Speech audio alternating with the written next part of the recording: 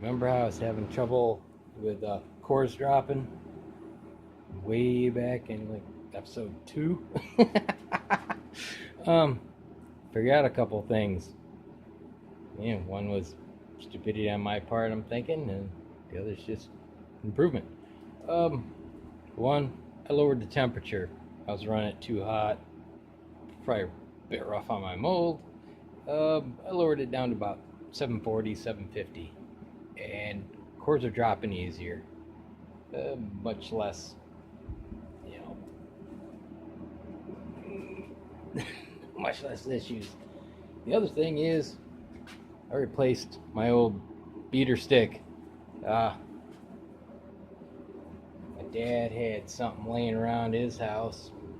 Said, try this. And it's changed my life. Had an old rawhide mallet.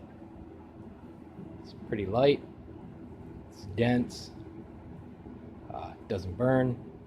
And it takes a lot less effort.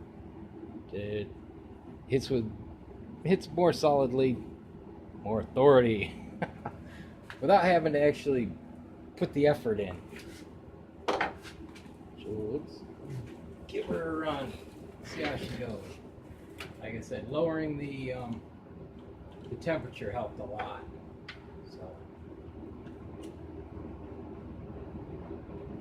it's basically the same alloy as we were running.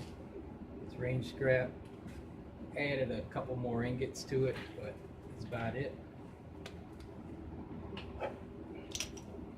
So they start dropping easier, but yeah, got one. I really don't have to swing it as violently on my part. You know, the end's a little heavier, and the balance works out.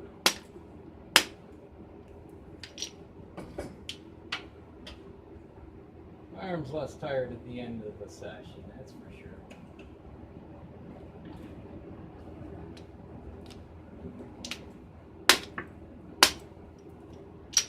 If you recall, I was having a lot more trouble getting them to drop. I haven't run very many pours through this either, so it's not heated right up. It's still, whoops. Got one problem in there. It's still just warm, so it's not cold, but it's not up to temp, so it's working quite well. This made a big difference. So if you got one laying around, it's good use for it. He had another one I tried. It had, I don't know, polyurethane ends or something. They melted a little bit. And it didn't have it was a heavier hammer.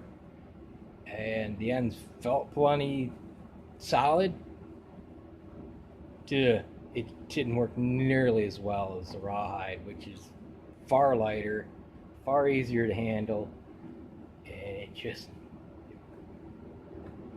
at risk of being redundant, works far better. So, yeah, thought I'd share that with you. And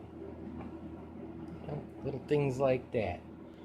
Oh, yeah, I played a little bit with the casing length for 77 grains, and I've stretched it out 5 to 10 thousandths of an inch. I can go 0.915. The ones I made were 0.905.